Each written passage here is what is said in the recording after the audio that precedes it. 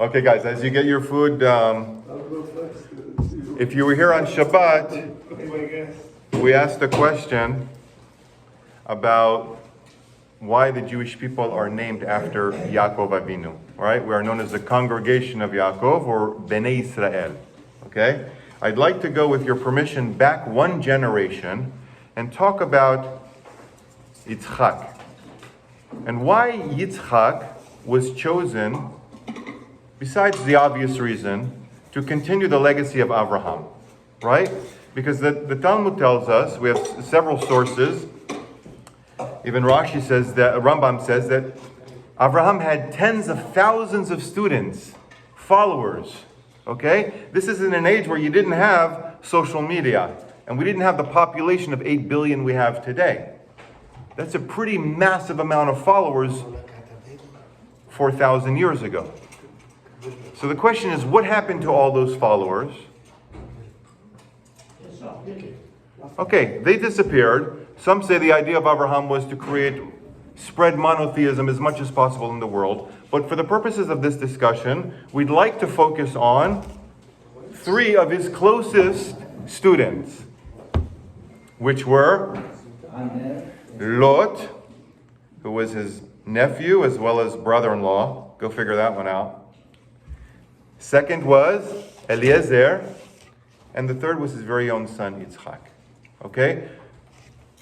And so let's argue the following. By the way, these comments are taken from Rabbi Yaakov Wolbe from the Torch Center in Houston. If you have not listened to him, he's incredible. Find him on a podcast or find him on email, rabbiwolbe@gmail.com. He's a great resource. So if you look at the 3 different students of Abraham, the Midrash and the sages, they tell us that all 3 of these students looked very similar to Abraham. And we know that if there is a physical resemblance, there's got to be a spiritual resemblance also, right? Now, that may be very apparent with Lot, and that may be very apparent, even more apparent with Eliezer. But it may not be so obvious with his son, Yitzchak. What was the primary midah that Abraham was known for? Chesed. What was the primary midah Yitzchak was known for? Gevurah. Complete opposite. Where is the spiritual mirror to Abraham? So let's go and examine a little bit more about this. We all know Lot, who chose to live in Sodom, mimicked Abraham's gestures and midot. How do we know that? What happens when the guests came to Sodom, the malachim, the angels? What happened? He let them in the house. He endangered his own family to let the guests in their house. They also say that the time was, what time was it? It was Pesach. So he actually made matzot for the malachim. Just as Abraham, it says in the Torah, he washed the dust off the feet of the guests, okay, which was a common practice back then, that they would actually worship the dust on the feet of people. That was an idolatrous practice back then. Also, Lot washed the dust off the feet. So we see here clearly that Lot was following in the footsteps of Abraham.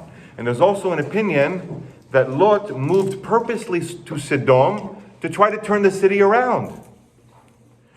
He gets a bad rap because we say, hey, he just chose Sodom because of the fertile fields and it was a wicked place and he was himself wicked. But there's an opinion that he actually tried to turn the city around. Unfortunately, he wasn't successful. That is Lot. He mimics and copies Abraham. Okay? Let's look at Eliezer. Eliezer was called what? Eliezer Damasik. What is the word Damasik? Where does it come from? It comes from dole umashke. What does it mean? Drawing and giving others to drink. That's what it means. So what was the unique quality of Eliezer? He was able to take all the Torah from the well of Abraham. He was able to take it and he was able to spread it back out to other people. After all, Eliezer was the most trusted servant of Abraham, right? Abraham literally trusted him with everything, including finding a spouse for his son Yitzchak. Okay? So clearly, I think if you're starting to see, Lot was the one that basically mimicked Abraham.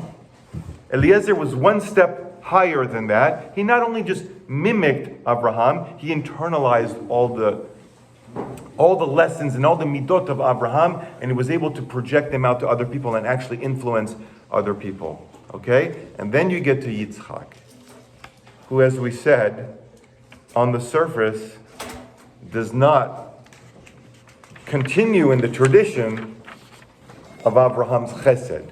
He doesn't. The Torah said, the rabbis tell us, he's known as gevurah, strictness. He never really kind of ventured out, if you will. I mean, I think Yitzchak was known as almost like a recluse, if you will, right? He stayed in Eretz Yisrael. He really didn't go out and preach like Abraham did. He kind of kept to himself. So why, the obvious question, was he chosen to continue the legacy? We all know that there's no nepotism here in Judaism, right? What happened to Moshe Rabbeinu's kids? Eliezer and Gershom. Did they follow in the leadership of their father, Moshe Rabbeinu? No, it was Yehoshua. Yehoshua is the number one student of Moshe Rabbeinu. So there's no nepotism here. There's no because you are this, automatically by default you become the next leader. Only that exists only in the priestly world with the Kohanim.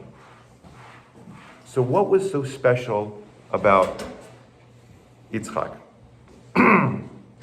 And for that, we're going to kind of peel the layer of the onion a little bit, okay? And to answer that, let's go back to the other two students, Lot and Eliezer, okay?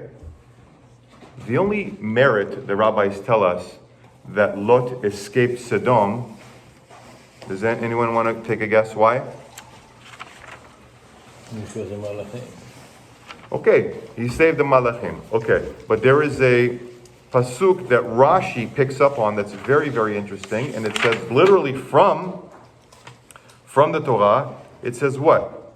Chapter 19. It says, God remembered Abraham and sent Lot from amidst the upheaval of the cities in which Lot lived. So Rashi asks, God remembered Abraham when talking about saving Lot? What does the two have to do with each other? So let's remember a little bit. He said, what specifically, Rashi asked, did Hashem remember to save Lot in the merit of Abraham? So remember when Abraham went down to Egypt and he says that Sarah was his sister. And what did Lot say? Absolutely nothing. Lot bit his tongue. He didn't say anything. He didn't squeal, if you will. He didn't tell the Pharaoh that actually it's not his sister, it's actually his wife. And that is the reason Rashi says that Hashem remembered Abraham, this particular incident, and saved Lot because of this. Okay? So again, that was the only thing the sages tell us that Lot was able to do outside of mimicking Abraham. It was the only thing he's done independently, if you will. He took a decision by himself to do a positive mitzvah that wasn't copying Abraham, if you will. Lot couldn't think outside the box. That was the only act that he did, and for that he merited being saved, right? But other than that, he couldn't think outside the box. He just literally regurgitated what Abraham did, right?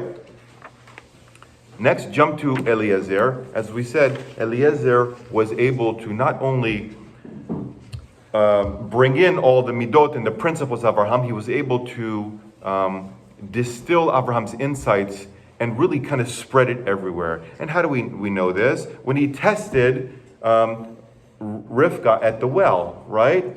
Abraham didn't specifically tell Eliezer exactly what to do, but Eliezer was smart enough, after spending so many years and decades under Abraham's auspices, that he knew that the test of the wife of Yitzchak should be one of chesed, of gentleness, and that's how ultimately he found out Rivka through the water, right? Now, we get to Yitzchak, and he says, the rabbis tell us something very, very, very, very unique here. When you pray in the Shmoneh Esrei, in the first paragraph of the Amidah, it says, Baruch atah Hashem Elokeinu melech haolam, Elohei Avraham, Elohei Yitzchak, Ve'Elohei Yaakov. Couldn't it have been easier just to say, Elohei Avraham, Yitzchak, Yaakov? The God of Abraham, Isaac, and Jacob? No. It's the God of Abraham, it's the God of Isaac, and it's the God of Yaakov. Meaning what? Meaning the whole goal here is to not only learn from your master, but take from your master, not only just to regurgitate, and not only just to kind of spread it around, but to make all those teachings from your master your own. That's why it says, Elohei Avraham, Elohei Yitzchak v'Elohei Yaakov. Because although God, Hashem, is the same for all of us, the way we manifest God through ourselves is very different. And that was the beauty of Yitzchak. And that was why Yitzchak merited that the lineage would go through him. Because he knew how to internalize everything Abraham had taught him. And of course, kind of make the spiritual blender in himself and come out with his own version of continuing the tradition. Okay? And that's ultimately the goal of every single one of us here as a Jew. That Hashem expects something unique out of every single person here, right? So ultimately, when we face what we call the heavenly tribunal, right? And Hashem's going to ask us, like, I gave you all these gifts. What did you do with the gifts? Did you just mimic other people? Or did you take those gifts and come out with the best version of Abraham, and the best version of Harry, and the best version of Eliyahu? And literally, when God ushers you into the judgment, He's going to ask you that. He's not going to ask you, why weren't you like Abraham? He's not going to ask you that. He's like, why weren't you the best version of yourself possible? And for that question, there are no excuses. Have a Shavua Tov, a beautiful week.